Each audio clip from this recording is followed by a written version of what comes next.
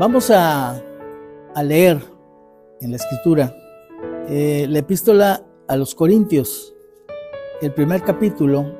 Vamos a empezar y vamos a leer los primeros 3 versículos. Primera de Corintios, capítulo 1, versículos 1 al 3. Dice la palabra de Dios: Pablo, llamado a ser apóstol de Jesucristo por la voluntad de Dios, y el hermano Sóstenes, a la iglesia de Dios que está en Corinto, a los santificados en Cristo Jesús, llamados a ser santos con todos los que en cualquier lugar invocan el nombre de nuestro Señor Jesucristo, Señor de ellos y nuestro. Gracia y paz a vosotros de Dios nuestro Padre y del Señor Jesucristo. Ahorita que ustedes están estudiando el libro de Romanos, se darán cuenta que el libro de Romanos tiene mucha doctrina. Y en realidad yo considero que en la Biblia todo lo que tenemos cae en el rubro de o la doctrina o la práctica. Doctrina o práctica. Algunos dicen que estas epístolas de Corintios tienen más práctica que doctrina, pero no es así. La verdad es que hay intercalada práctica y doctrina. Y fíjense que esto es muy importante en el discipulado, porque el discipulado viene siendo una práctica como la que llevaban en Oriente por ejemplo, los griegos. Ellos no asistían a instituciones como nosotros, que vamos a la escuela y nos reunimos en un salón con un maestro. No, ellos seguían a un maestro y caminaban con él, y él iba hablando y ellos iban escuchando. Pero también cuando enfrentaba alguna situación, ellos veían cómo la resolvía. Entonces, si ustedes se fijan, el Señor Jesucristo hizo lo mismo. Él iba con sus discípulos, la gente se acercaba, le preguntaba, los discípulos veían qué contestaba, veían qué actitud tenía cuando intentaban agredirlo. No respondía mal por mal. Él era manso. La mansedumbre significa que cuando tú eres atacado no respondes en esa misma línea. Una persona que tiene mansedumbre no responde a las agresiones. Y el Señor Jesucristo no respondía a las agresiones. Entonces los discípulos aprendieron de Jesús andando con él por las cosas que les enseñaba directamente, por las preguntas que contestaba a otros y por el ejemplo que les daba de cómo él actuaba. Entonces, si nosotros nos vamos a involucrar en el discipulado, tenemos que tener esto en mente. El discipulado no es nada más pasar información. Por eso algunos, inclusive, cuando ven que dictamos y que los creyentes escriben, dicen: oye, pero ¿no sería más fácil imprimirlo y entregárselos? No es eso el valor del discipulado. Sí, claro que se puede grabar y entonces lo damos y ahí lo escuchas y ahí luego me dices. Pero es ese tiempo en que convivimos, en que compartimos enseñanzas de la palabra de Dios, experiencias personales con esas enseñanzas, algo que a mí me pasó y que yo apliqué esa enseñanza y la comparto en ese momento. Y entonces el discípulo va creciendo en conocimiento y también en cómo llevar a la práctica ese conocimiento.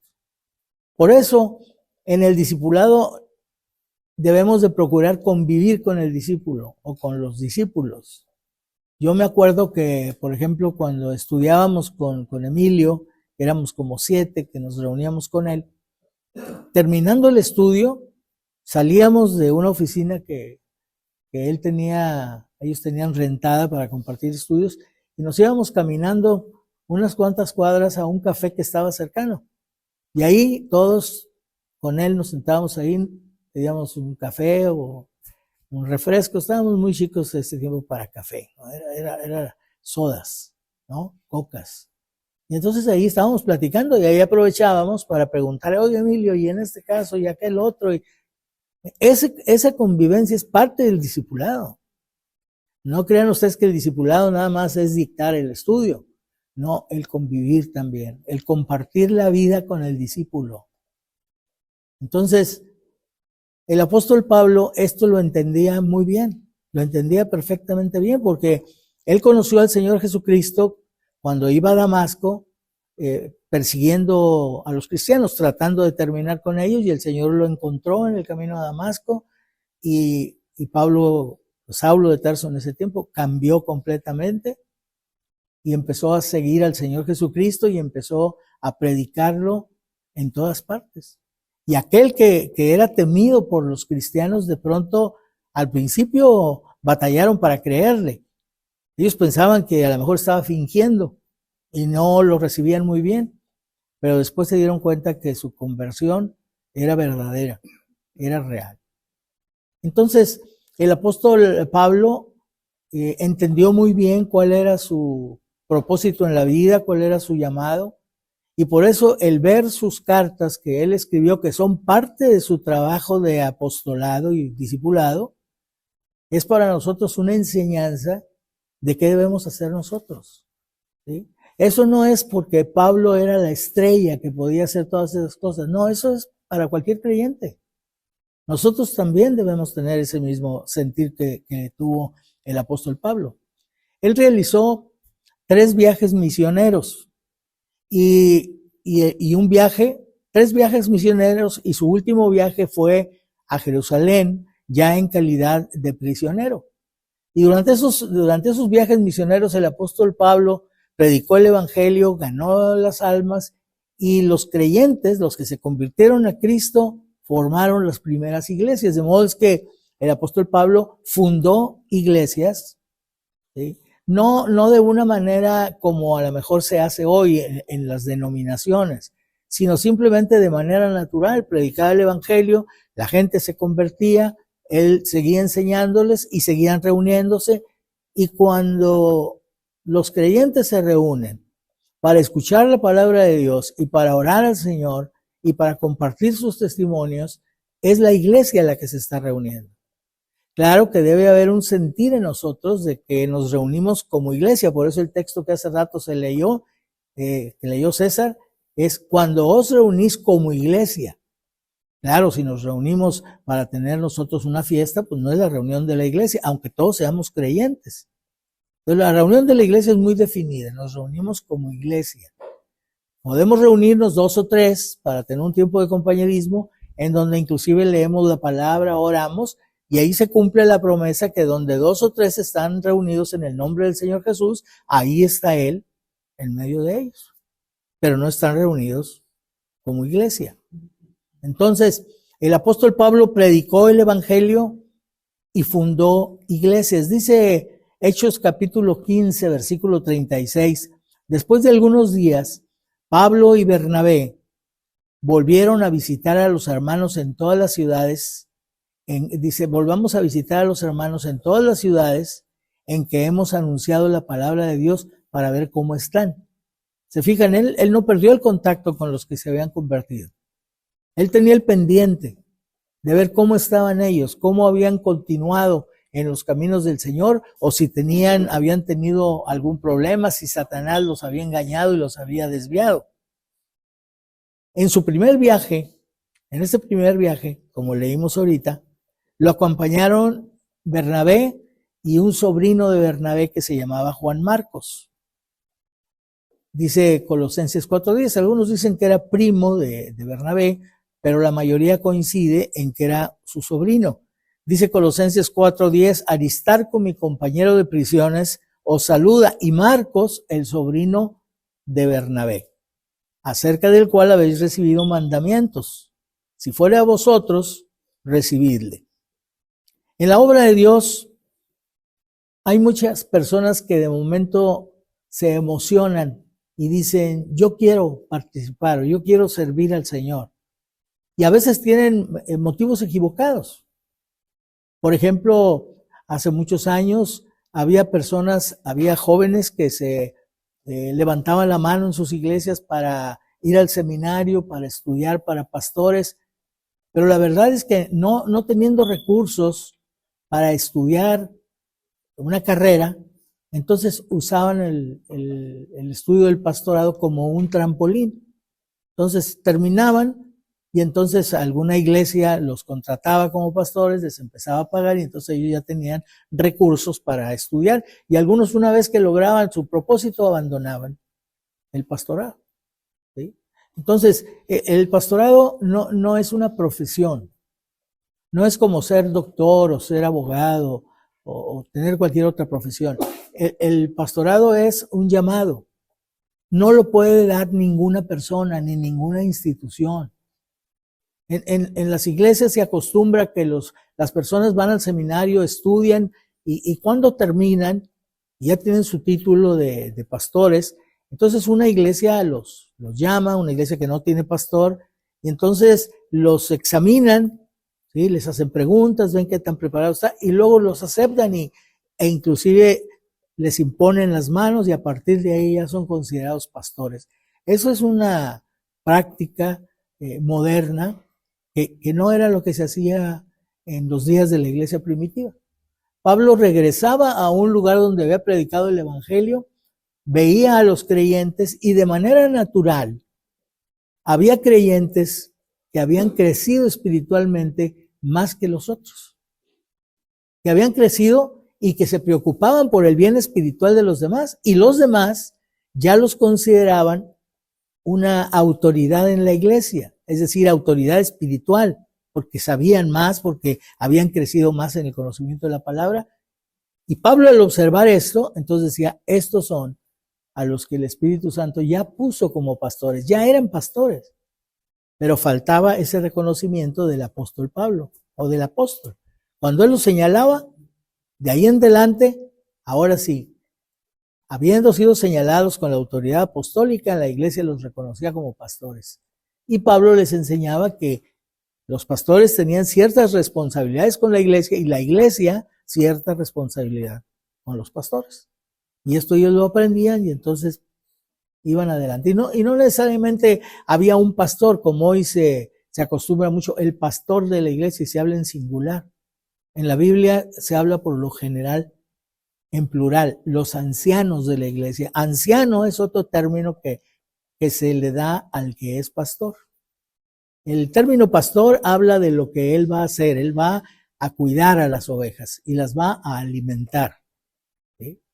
El término anciano habla de su condición espiritual, que debe de ser mejor que la de los demás creyentes, sino cómo los puede enseñar o cómo los puede guiar. ¿Sí? Y luego obispo.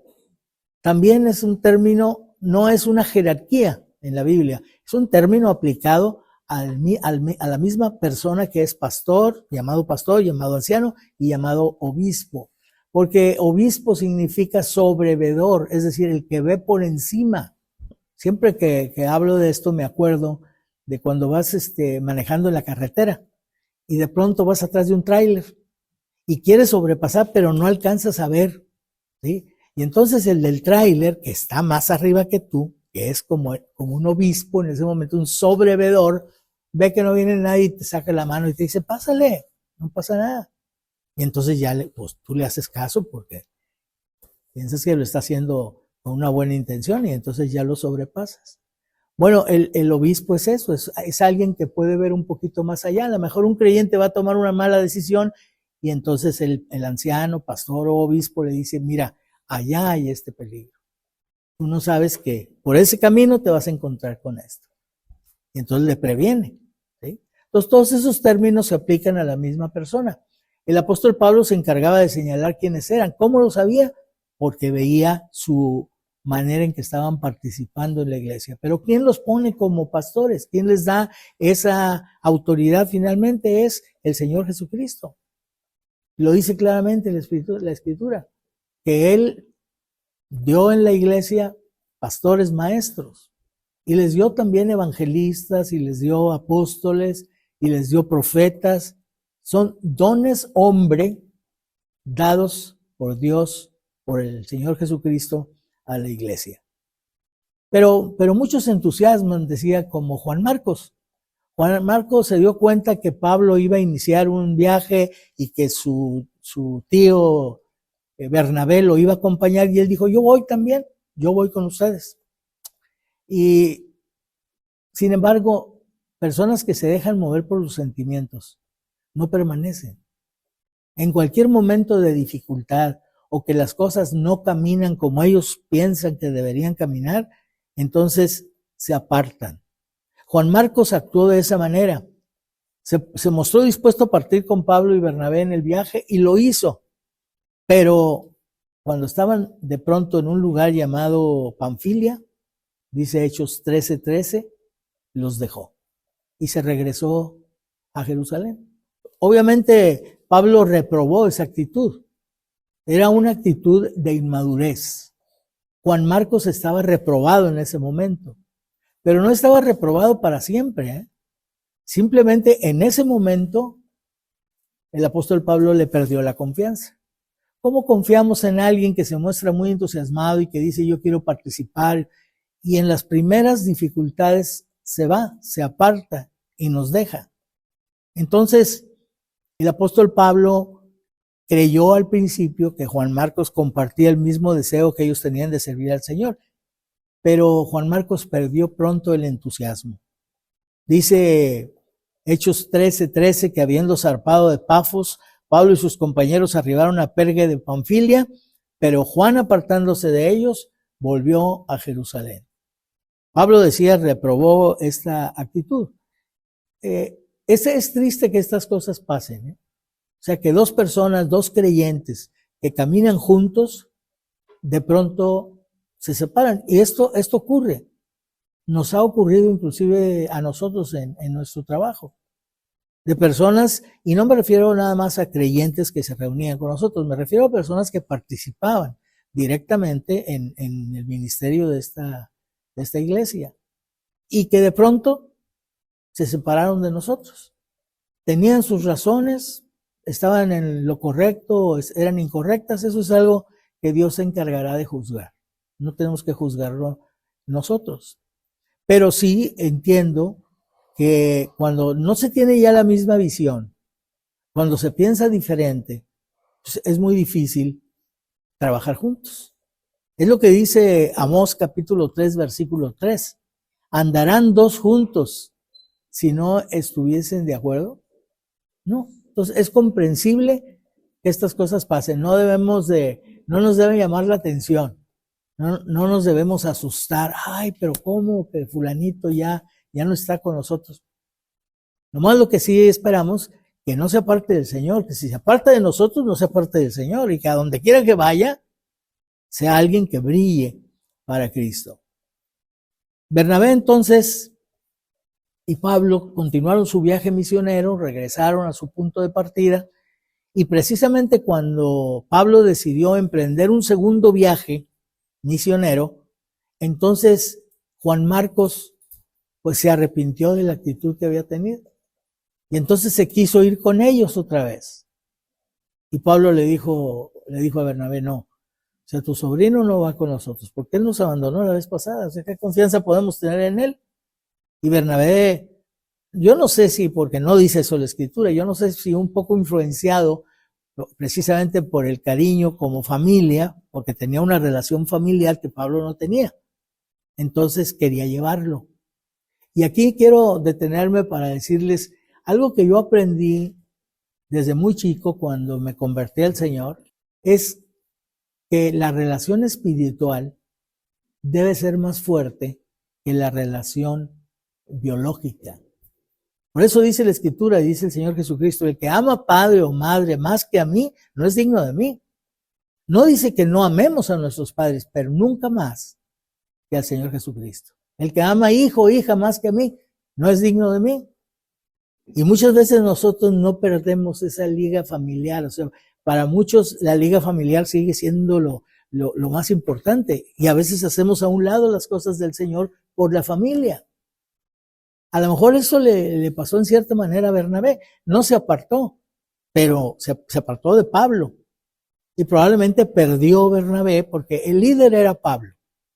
Entonces probablemente perdió bendiciones que pudo haber tenido, porque puso la relación con Bernabé en primer lugar. Entonces, creo que nosotros debemos de pensar, ¿qué lugar tiene mi familia en mi vida? Si mi familia ama al Señor Jesucristo y lo sigue, vamos por el mismo camino. Si no, tarde o temprano tenemos que renunciar a nuestra familia. Es lo que dijo el Señor Jesucristo. Yo no he venido a meter paz, sino espada. Y algunos ven esto como. Sí, dice, porque he venido a poner a la nuera contra la suegra y a la madre contra la hija. ¿Y por qué se van a poner en contra de estos familiares? Porque unos deciden seguir a Cristo y los otros no. Y esto es lo que los separa. El cariño sigue existiendo. Y no vamos nosotros a dejar de apoyarlos y ayudarlos en cualquier momento de necesidad. Pero ellos deben de saber y deben ver en nosotros que el Señor es primero que ellos, primero que la familia. Y aquí vemos un asunto en donde se mezcla el deseo de servir al Señor, la obra de Dios, y el deseo de proteger o continuar en una relación con un pariente en la carne. Ciertamente, a veces las divisiones se justifican, ¿sí? Se justifican por los resultados.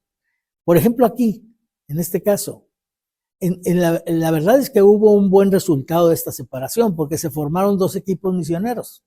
O sea, en lugar de que ya el equipo fuera Pablo y Bernabé, fueron Bernabé y su sobrino Juan Marcos, y Pablo, que tomó a Silas, que era otra persona interesada en la obra, y se fueron a lugares diferentes. Entonces el evangelio se extendió a más lugares. Ese fue un resultado positivo, pero eso no quiere decir que estas situaciones deban de suceder. De ninguna manera. Debemos mantenernos en una misma mente, en un mismo parecer, los cristianos.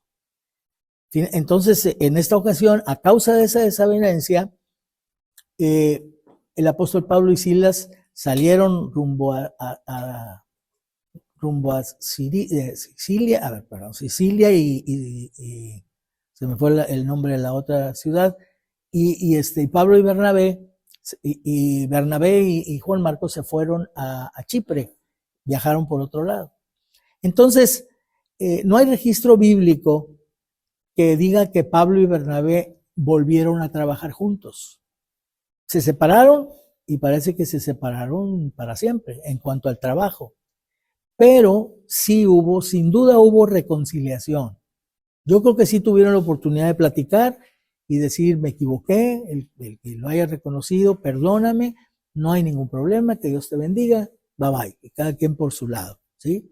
¿Cómo creemos que sí hubo reconciliación?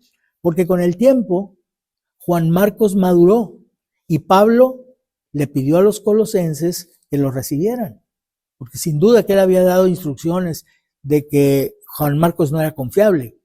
Sí, entonces es muy probable que por el cuidado que Pablo tenía con las iglesias, él dijera, mucho cuidado con Juan Marcos, no le confíen porque es inmaduro. Pero Juan Marcos maduró y cambió. Y entonces ahora en Colosenses 4:10 dice, Marcos, el sobrino de Bernabé, acerca del cual habéis recibido mandamientos, si fuere a vosotros, recibidle. O sea, está habiendo un cambio, ¿no? En el apóstol Pablo.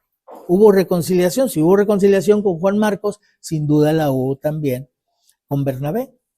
También cuando Pablo estaba preso en Roma, le escribió a Timoteo y le pidió que llevara con él a Juan Marcos. Según de Timoteo 4:11, dice, solo Lucas está conmigo. Toma a Marcos y tráele contigo, porque me es útil para el ministerio. Fíjense cómo puede cambiar la percepción que uno tenga de una persona cuando esa persona sigue al Señor y madura. Y en Filipenses 1:24 también lo menciona como uno de sus colaboradores. Durante este segundo viaje misionero que Pablo emprende con Silas, se presenta diferentes dificultades. Van y visitan diferentes ciudades. Una de ellas fue precisamente Tesalónica, en donde sabemos que Pablo ahí padeció persecución. De ahí se fue a Berea. Allá en Berea la situación fue mejor. Dice la Escritura que los judíos que vivían ahí eran más nobles que los que estaban en Tesalónica, que ellos se habían opuesto al evangelio, estos habían estado dispuestos a escuchar. Pero llegó un momento en que Pablo sale de Berea y le da la instrucción a Silas de que lo alcance más adelante. Ya se había unido a ellos un joven llamado Timoteo, a quien Pablo conoció y se dio cuenta que tenía un buen testimonio, porque las gentes de la ciudad de Listra y de la ciudad de Iconio hablaban muy bien de Timoteo, daban muy buen testimonio de él. Él era hijo de una mujer judía y de padre griego, ¿verdad? Convertido probablemente al judaísmo, y por eso Pablo ve a Timoteo, lo invita a que se una con él al equipo de trabajo y lo circuncida para evitar problemas con los judíos de aquel tiempo que rechazaban a los gentiles que obviamente no estaban circuncidados. De ahí de Berea se quedan entonces Silas y Timoteo, y Pablo se va a Atenas. Y cuando está en Atenas no tiene muchos resultados, sí hubo fruto, no una gran cantidad de fruto, y entonces sale de Atenas y llega a Corinto. Esto está ocurriendo en el segundo viaje misionero de Pablo. Dice Hechos 18, de los versículos 12 al 17, cuando Pablo llega a Corinto, como acostumbraba, ¿sí? Él tenía ya un método. Él llegaba a una ciudad que no conocía, que no lo conocían. ¿A dónde iba? A donde hubiera gente reunida, se iba a la sinagoga. Porque ahí en la sinagoga, él era judío. En la sinagoga estaban reunidos los judíos, claro, practicando el judaísmo. Y Pablo entonces llegaba, no estaba haciendo nada en contra de su condición de cristiano, pero era la manera de tener relación con ellos. Y una vez que establecía esa relación por medio de asistir a la sinagoga, les hablaba del evangelio. Obviamente, pues, no estaban de acuerdo, empezaban a debatir y Pablo debatía y les mostraba que el Señor Jesucristo era el cumplimiento de las Escrituras y era el Mesías que ellos habían estado esperando. Dice, cuando Pablo llega a Corinto, como acostumbraba, va a la sinagoga cada sábado y allí expone el evangelio debatiendo con judíos y griegos, porque había gentiles que se unían al judaísmo, es decir, eran prosélitos judíos, no eran judíos de nacimiento, pero se habían convencido del judaísmo y se hacían judíos, o sea, en cuanto a las prácticas del judaísmo. Pero ellos eran, por ejemplo, estos de nacionalidad griega. Otros no eran precisamente de esa nacionalidad, pero eran gentiles que habían adoptado la cultura griega y que también simpatizaban con el judaísmo, ¿sí? O se unían, como vamos a ver un poquito más adelante, se unían con los judíos que estaban opuestos al evangelio porque ellos también estaban opuestos al evangelio. No es que coincidieran en sí, pero lo que los unía era su rechazo del evangelio. Dice el punto de que Pablo debatía, ¿sí? Pues debatir es sinónimo de discutir, pero significa también argumentar, presentar bases sólidas. Es lo que nosotros debemos de tener mucho cuidado. Siempre recuerdo cuando veo esto de que Pablo debatía en las sinagogas, yo creo que lo hacía de la manera correcta. Pero yo recuerdo que Emilio siempre nos decía, cuando prediques el evangelio y la persona empiece a contradecir, no pongas tu énfasis en ganar la discusión. No es que lo dejes callado. No, y me empezó a decir, pero entonces yo lo dejé callado porque le mostré esto y le mostré lo otro. Eso no es a lo que fuimos enviados. Él nos decía, mejor pierde la discusión, pero gana el alma. Porque cuando te muestras humilde y cuando estás dispuesto a escuchar a la otra persona, esta persona también va a estar dispuesta a escucharte a ti. No se va a romper la comunicación. Vas a tener oportunidad de volverlo a ver. Él va a recapacitar, el Espíritu Santo va a trabajar en él por medio de la palabra que tú le compartiste. Entonces no consideres el triunfo de un debate como el triunfo de ganar un alma. Puedes ganar el debate y perder el alma. El apóstol Pablo debatía de una manera que daba resultados, porque los convencía y se convertían al Señor Jesucristo. Por eso dice aquí que expone el evangelio debatiendo con judíos y griegos, persuadiéndolos a creer en Cristo. O sea, se convencían de que él tenía razón en lo que estaba mostrándoles, porque lo apoyaba en las Sagradas Escrituras y los judíos respetaban la Sagrada Escritura. Entonces, el trabajo de Pablo rindió fruto, y de ese fruto Lucas menciona, por ejemplo, en Hechos 18, versículo 8, a una persona llamada Crispo, que era el principal de la sinagoga, o el jefe, o uno de los jefes de la sinagoga. Dice que él creyó en el Señor con toda su casa. Fíjense los resultados del trabajo del apóstol Pablo. Y muchos de los corintios, oyendo, creían y eran bautizados, se entregaban al Señor Jesucristo. Fíjense, eso es algo que nosotros debemos de aprender del apóstol Pablo y desearlo para nosotros. Debemos desear predicar el evangelio y ver el fruto, ver que las personas se convierten. Y en una conversión real, normalmente sucede que la persona lleva el evangelio a su hogar, a su familia que no conoce a Cristo. Y entonces se convierten en otros miembros de la familia, y al rato vemos a varios que son fruto de ese primer convertido que el Señor nos dio. Pero si estamos hablando del evangelio y repartiendo folletos y no tenemos resultados, y sobre todo no tenemos resultados permanentes, algo está mal con nosotros. El Señor es el mismo, dice la Escritura, no cambia, es el mismo ayer, hoy y por los siglos. El Espíritu Santo que le dio poder a Pablo para obtener estos resultados es el mismo Espíritu Santo hoy. Y nosotros deberíamos de tener resultados semejantes. Por eso creo que estudiar estas epístolas del apóstol Pablo nos debe motivar a la práctica de predicar el evangelio y hacer discípulos.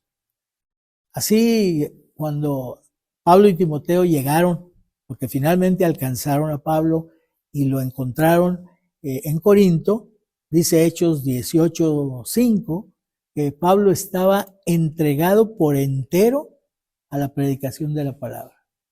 Qué bonita esa frase, ¿no? Ellos llegaron y encontraron a Pablo que distraído de turista por ahí conociendo la ciudad y los lugares atractivos del lugar. No, lo encontraron entregado por completo a la predicación de la palabra, testificando a los judíos que Jesús era el Cristo.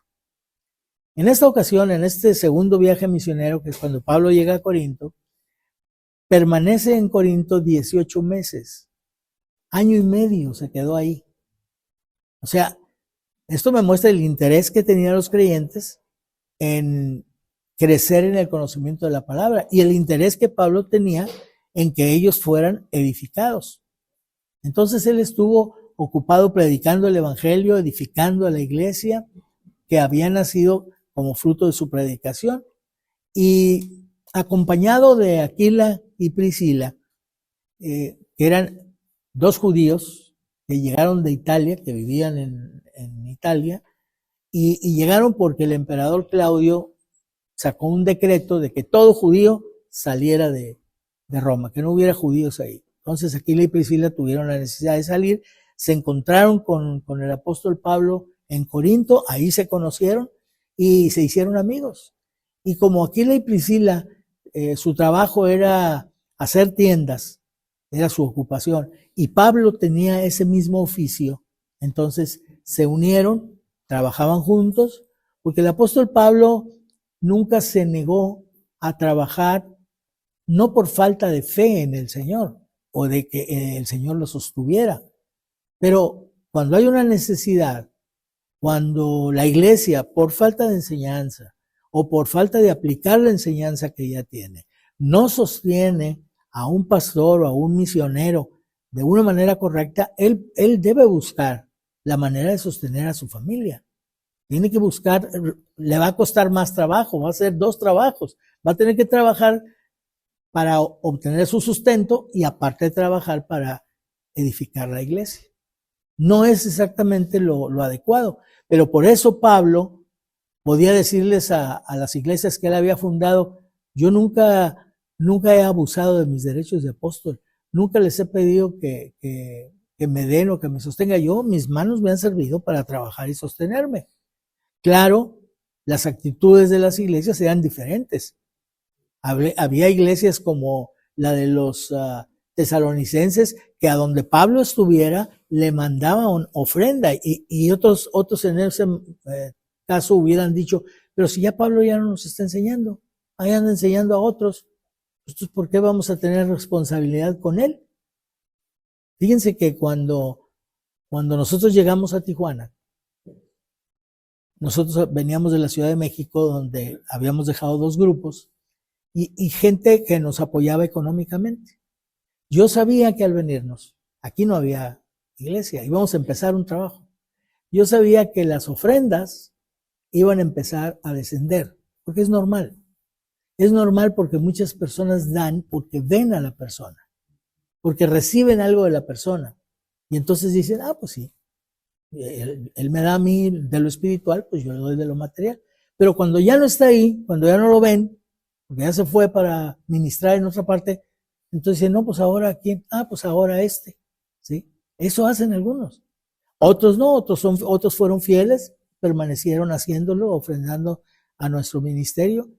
Y fíjense una cosa, a medida que empezaron personas aquí a recibir a Cristo y empezaron a ofrendar, las ofrendas de aquí empezaron a subir, las de allá de México a bajar, y llegó un momento en que ya éramos totalmente sostenidos por la iglesia de Tijuana.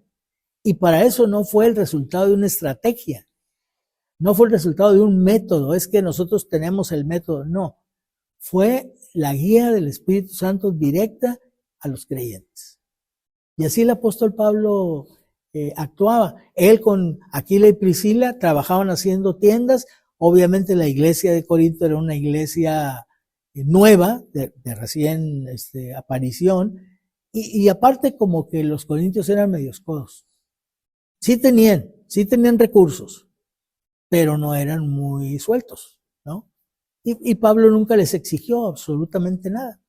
Al contrario, cedió a ellos. Entonces, Aquila y Priscila se convirtieron en buenos amigos y trabajaron con Pablo tanto en el oficio de hacer tiendas como en el ministerio. De ahí, Pablo regresó al término de este segundo viaje misionero, regresó a Antioquía, y de allí inició, era donde había antes partido, de allí inició su tercer viaje misionero. Y en el tercer viaje misionero llegó a Éfeso, y allí se quedó 2 años en Éfeso. Pero entonces, estando en Éfeso, había estado 18 meses en Corinto, en su segundo viaje misionero. Pero ahora que llega en su tercer viaje misionero a Éfeso, se queda ahí 2 años, y estando ahí, recibe noticias de la iglesia de Corinto. No muy halagadoras las noticias. Está habiendo problemas en la iglesia de Corinto. Están apareciendo divisiones y hay inmoralidades que se han introducido en la iglesia. Y entonces Pablo, obviamente teniendo cuidado por ellos, decidió escribirles para corregir con doctrina bíblica aquellos errores que habían surgido. Y ahí en Éfeso es donde escribe la primera carta a los Corintios, que ya a esta iglesia que ya existía y ya tenía un buen tiempo, cuando menos, si él estuvo ahí 18 meses y luego inició el tercer viaje misionero, pues tenía más de 2 años, o casi a lo mejor 3 años, pero ya tiempo suficiente para que se hubieran presentado problemas. Dice entonces que en su carta, lo primero que Pablo hace al escribirles es recordarles su autoridad, sin decirles, yo soy la autoridad. Obviamente se las recuerda cuando les menciona que él es llamado a ser apóstol de Jesucristo. Apóstol es sinónimo de la palabra misionero. Apóstol y misionero significa lo mismo, significa enviado. ¿Quién envió al apóstol Pablo? El Señor Jesucristo. Lo encontró en el camino a Damasco y le dio un trabajo para hacer. Tú vas a ser un instrumento que me va a servir para llevar el evangelio, inclusive delante de reyes, delante de personas de un nivel muy alto. Yo te voy a utilizar a ti. Por eso él dice, yo soy un apóstol de Jesucristo. O sea, a mí me envió Jesucristo, pero Jesucristo me envió por la voluntad de Dios. O sea, Dios y el Señor Jesucristo están unidos en un mismo propósito.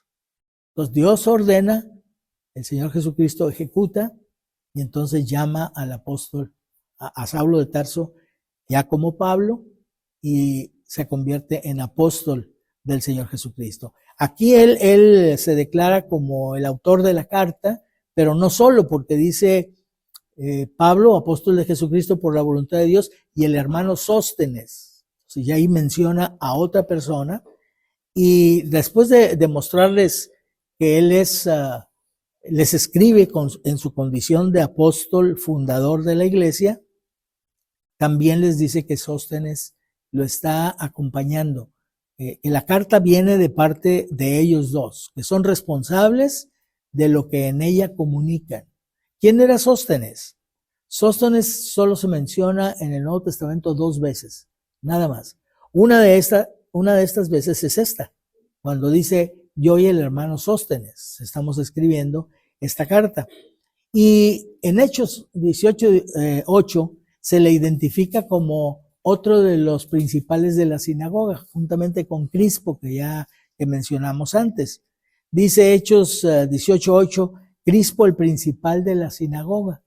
Pero más adelante se menciona a Sóstenes también como principal de la sinagoga.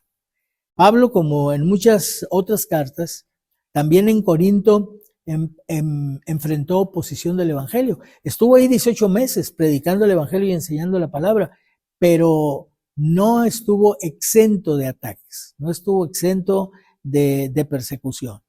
Y llegó un momento en que la persecución se agudizó. Se unieron los judíos opositores con los griegos que también eran opositores, y entonces llevaron a Pablo ante el tribunal. La autoridad era un procónsul llamado Galión.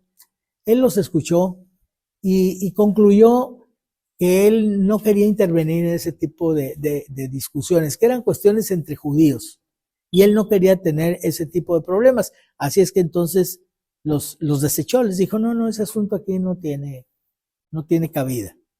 Entonces ellos se molestaron mucho por eso y descargaron todo su enojo, sobre todo los griegos, porque así lo menciona la Escritura, sobre Sóstenes.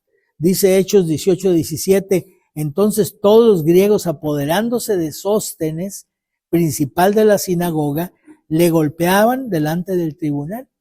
Pero Galión, que era el procónsul, nada se le daba de ello, es decir, no le importaba y no intervino para tratar de hacer justicia o de defender a Sóstenes. Los más violentos desquitaron su enojo con Sóstenes, quien era otro principal de la sinagoga como Crispo. Ambos se habían convertido al Señor Jesucristo. Sóstenes muestra lo sólido de su conversión porque está dispuesto a sufrir las consecuencias, ¿sí? Un verdadero creyente debe saber que va a enfrentar problemas, ¿sí? Dice 2 Timoteo 3:12, todos los que quieran vivir piadosamente en Cristo Jesús padecerán persecución. Así es que si tú enfrentas problemas por causa de tu fe en Cristo, no pienses que es algo raro que te está pasando a ti. Es algo que le va a pasar a toda persona que quiera vivir piadosamente en Cristo Jesús, es decir, que quiera vivir en obediencia al Señor Jesús y llevar una vida de santidad. Obviamente a los incrédulos esto no les va a gustar. Sean amigos, sean compañeros de escuela, de trabajo, sean familiares, y entonces se van a oponer y nos van a perseguir, va a haber persecución de diferentes grados. Si tú tienes una experiencia clara con Cristo y sabes a quién estás siguiendo, no tienes problema. Puedes pasar fácilmente por encima de eso. Dice el versículo 2, Pablo, una vez que se ha presentado, tanto él como Sóstenes, como los escritores de la carta, en el versículo 2 muestra quiénes van a ser los receptores de la carta, es decir, a quiénes les está escribiendo. Dice, a la iglesia de Dios que está en Corinto, a los santificados en Cristo Jesús, llamados a ser santos. Y fíjense, aquí me llama la atención dos palabras que parecen contradictorias, porque dice a los santificados, o sea, ya fueron santificados, lo está mencionando como algo que ya sucedió, pero al mismo tiempo dice que son llamados a ser santos. Y entonces alguien diría, oye, ¿somos santificados o estamos en camino de ser santos? Bueno, la realidad es que la enseñanza de la palabra de Dios es que somos santificados. ¿Sí? Los santos no aparecen como resultado de la designación de una autoridad religiosa que dice, este es un santo. Los santos, la palabra santo significa apartado. Son todos aquellos que han entregado su corazón a Jesucristo, que han sido apartados del resto de las personas que están perdidas para formar parte de la familia de Dios, pero que aparte han sido también separados de las prácticas pecaminosas. Entonces la santificación tiene dos aspectos importantes. Uno es aquel que habla de posición. Somos santos porque estamos en Cristo. Ahora, la pregunta sería, ¿nuestra conducta es santa? ¿Es la que es adecuada a un santo? Bueno, pues eso es lo que dice la segunda parte del versículo. Somos llamados a ser santos, es decir, llamados a practicar nuestra santidad, a manifestar nuestra santidad. Entonces, es como la salvación. Dice el apóstol Pablo, precisamente lo van a ver ahí en la epístola a los Romanos, dice, ¿perseveraremos en el pecado para que la gracia abunde? No. Ciertamente cuando el pecado abundó, sobreabundó la gracia. El pecado nunca va a sobrepasar a la gracia. La gracia siempre va a ser mayor y más alta que el pecado, por grande que el pecado sea. Por eso hay perdón para todos, de todos los pecados. Algunos dicen, oye, pero la Biblia menciona el pecado imperdonable. Sí, pero el pecado imperdonable no habla de un pecado tan grande que Dios no lo puede perdonar. Espero que esta idea, este pensamiento se quede en nuestro corazón. El pecado imperdonable nos habla de una condición del corazón. Porque una condición para ser perdonados es el arrepentimiento. Y cuando un corazón se endurece por la práctica del pecado y por el rechazo del evangelio, llega un momento en que ya no va a poder arrepentirse. Por eso no puede ser perdonado, porque no hay arrepentimiento. No es que Dios no tenga poder para perdonar un pecado demasiado grande. El poder de Dios es infinito, pero Dios ha determinado perdonar en Cristo Jesús a todo aquel que se arrepiente. Por eso también en la práctica de las relaciones cristianas dice, si tu hermano peca contra ti y se arrepiente, eso es un sí condicional, si se arrepiente, perdónale. Pero a veces vamos repartiendo el perdón, ¿no? Hay personas que le sacan la vuelta a enfrentar los problemas. Entonces, cuando tienen problema con alguien, no lo quieren enfrentar, dicen, yo ya le perdoné. ¿Y por qué lo vas a perdonar? ¿Ya se arrepintió? ¿Te pidió perdón? No, pero yo ya le perdoné. No, el perdón no puede ser unilateral. El perdón tiene que estar fundamentado en el arrepentimiento de la otra persona. Si no hay arrepentimiento, no puedes perdonarle. Si no hay arrepentimiento en tu corazón, Dios no te perdona a ti. Entonces, el pecado imperdonable es una condición del corazón humano donde ya no se puede arrepentir. Pasó una línea de la cual ya no puede regresar. Pero todos los pecados serán perdonados a los hijos de los hombres, menos el pecado imperdonable, que es la blasfemia contra el Espíritu Santo. ¿Por qué lo llama blasfemia contra el Espíritu Santo? Porque cuando tú le predicas el evangelio a una persona, el Espíritu Santo empieza a trabajar en el corazón de esa persona. ¿Qué utiliza el Espíritu Santo para trabajar en el corazón de la persona? La palabra de Dios es la herramienta que el Espíritu Santo utiliza, es la espada del Espíritu. Entonces, Él la está utilizando y entonces, si la persona se resiste, ¿sí?, se va endureciendo su corazón. ¿Cuántas veces insiste el Espíritu Santo en la vida de una persona antes de que se endurezca su corazón? No lo sabemos, por eso tenemos que estar predicando el evangelio a una persona siempre que tengamos la oportunidad. No podemos decir, no, yo ya no le voy a hablar porque ya le hablé muchas veces. Entonces ya él no se va a convertir. No sabemos la condición de su corazón. Nuestro deber delante de Dios es seguir insistiendo. Si él sigue rechazando, se está poniendo él en peligro de que su corazón se endurezca. Y si su corazón se endurece, ya no va a responder al llamado del Espíritu Santo. Ya no se va a arrepentir y por eso no va a haber para él perdón. Entonces, es muy importante que nosotros entendamos las verdades posicionales. Una verdad posicional es aquella que no cambia, por nada cambia, porque depende de nuestra posición. Es como si una persona es el hijo del rey. Pues eso nunca va a cambiar. Es hijo del rey y será hijo del rey, así ande como viviendo como pordiosero, así esté entregado a los vicios, esté como esté, sigue siendo el hijo del rey. No puede cambiar. Es una verdad posicional, porque él nació del rey. ¿Sí? Entonces, verdades posicionales son, por ejemplo, nuestra salvación. Somos salvos porque estamos en Cristo, en esa posición. La santificación, somos santos porque estamos en Cristo. Hemos sido justificados porque estamos en Cristo. Y eso no puede cambiar. Pero sí, en la práctica nosotros podemos deshonrar esas posiciones que tenemos. ¿Qué pasa cuando eso sucede? Si sucede hasta un grado máximo, si un hijo de Dios está deshonrando el nombre de Dios, no viviendo como lo que es, no viviendo como santo, no viviendo como una persona justificada, no viviendo como un hijo de Dios, Dios puede quitarle la vida, recogerlo a la patria celestial, porque está deshonrando su nombre allá. Pero no deja de ser un hijo de Dios. Esa es una verdad posicional. Lo que no es posicional es la conducta. Eso depende de que nosotros estemos dispuestos a obedecer.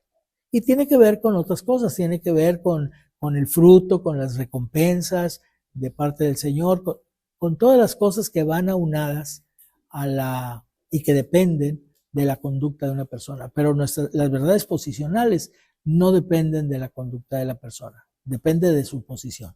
Estamos en Cristo, tenemos todas estas cosas que la palabra de Dios nos dice. Pero dice el apóstol Pablo que somos llamados, él enfatiza, y era muy importante que él enfatizara esto, porque si la iglesia de Corinto era una iglesia donde habían entrado también inmoralidades, entonces Pablo dice, a ver, ustedes ya son santos, pero son llamados a practicar la santidad, son llamados a ser santos, a mantenerse apartados del pecado. Y enseguida tiene cuidado también de decir que estas enseñanzas no son exclusivamente para los corintios, no son exclusivamente para esta iglesia, sino para la iglesia en su totalidad, es decir, para la iglesia universal. Por eso, al mencionar que estos creyentes que se reúnen en Corinto han sido santificados y llamados a ser santos, dice, juntamente con todos los que en cualquier lugar, ya no nada más en Corinto, con todos los que en cualquier lugar invocan el nombre de nuestro Señor Jesucristo, Señor de ellos, donde quiera que estén, y nuestro. Entonces, esta referencia es al cuerpo de Cristo en su totalidad. La enseñanza no nada más es para la iglesia local de Corinto, es para toda la iglesia universal. Por eso, nosotros podemos tomar estas enseñanzas con toda autoridad y decir, son para nosotros también. Somos santificados y llamados a ser santos, igual que los corintios. Somos parte de los que Pablo dijo que en todo lugar invocan el nombre del Señor Jesucristo. Pablo es muy consciente de las necesidades de la iglesia. Por eso menciona enseguida su deseo para ellos, que siempre mencionaba en sus cartas. Él siempre deseaba que la gracia y la paz de Dios y del Señor Jesucristo fuera con los creyentes. ¿Por qué? Porque la gracia es imprescindible en el desarrollo de la vida cristiana. La gracia de Dios tiene que ver con todo. Tiene que ver con lo material y tiene que ver con lo espiritual. Por ejemplo, fíjense lo que dice 2 Corintios 9, 7 y 8. Dice, cada uno dé como propuso en su corazón, no con tristeza ni por necesidad, porque Dios ama al dador alegre. Y poderoso es Dios para hacer que abunde en vosotros toda gracia. Fíjese, está hablando de recursos económicos y los llama gracia, porque la gracia tiene que ver con lo material. La gracia de Dios es la que permite que tú tengas un ingreso para sostenerte. Pudiera ser que Satanás quiera convencerte de que es tu trabajo el que te lo provee. No, el trabajo es un medio que Dios utiliza para manifestar su gracia a través de ti. Entonces, por eso tenemos que siempre estar muy agradecidos. Hay mucha gente que no tiene trabajo, que quisiera tener trabajo y no lo tiene. Tú lo tienes porque la gracia de Dios te provee trabajo y te provee lo que ganas en ese trabajo. Pero también provee cosas espirituales. Por ejemplo, Colosenses 4:6 dice, sea vuestra palabra siempre con gracia, sazonada con sal. Aquí la mención de la sal, que es lo que le da el sabor a las cosas, el sazón a los guisos, se refiere a la palabra de Dios. Tu palabra que siempre esté sazonada con sal. Es decir, que siempre tenga un apoyo en la palabra de Dios y que siempre compartas de la palabra de Dios, porque la palabra de Dios es la semilla. Si tú siembras tus pensamientos y tus ideas en el corazón de las personas, no hay fruto. Pero si siembras la palabra va a dar su fruto. Entonces, toda tu palabra, todo lo que tú comunicas, debe estar sazonado con sal. Debe estar impregnado de la palabra de Dios. Dice que Pablo mismo les dice a los corintios que esto que él está diciendo, él quiere para ellos la gracia y la paz, porque estas cosas se han manifestado en su vida y ellos lo sabían.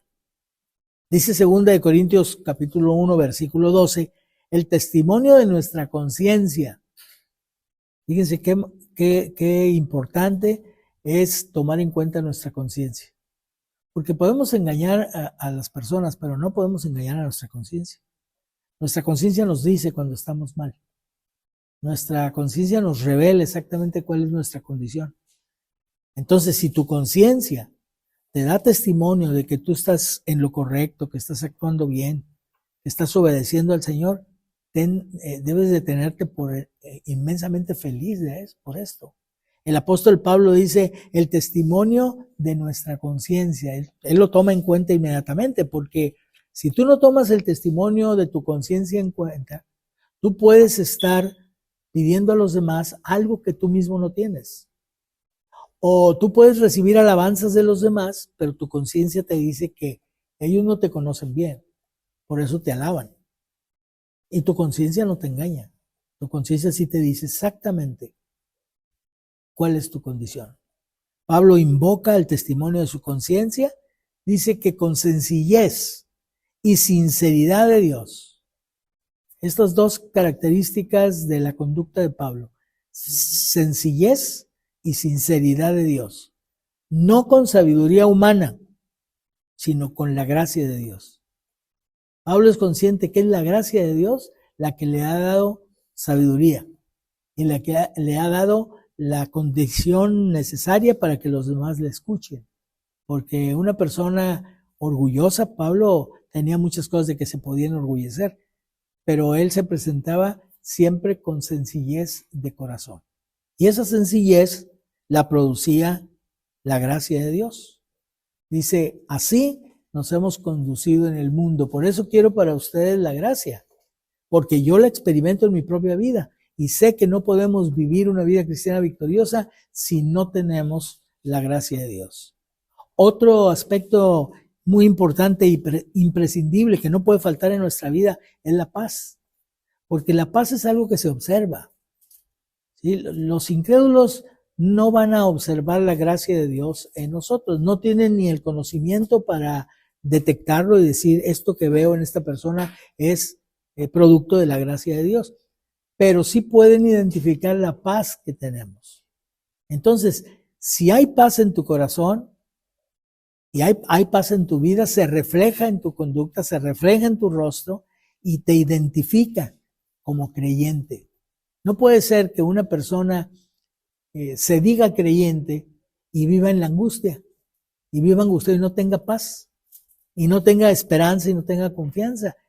La paz viene como el resultado de Dios trabajando en tu corazón, mostrándote que hay promesas para ti, que debes confiar en Él, que tienes en Él y debes tener en Él puesta toda tu confianza y toda tu esperanza. La paz manifiesta en la vida del creyente la presencia de Dios el Padre y la presencia de Jesucristo. Un cristiano ansioso no refleja a Jesucristo.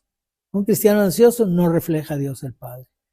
Pero un creyente con paz en su corazón, que se manifiesta en sus acciones, va a mostrar a los demás la presencia de Cristo y de Dios en su vida. Muy bien, que Dios les bendiga.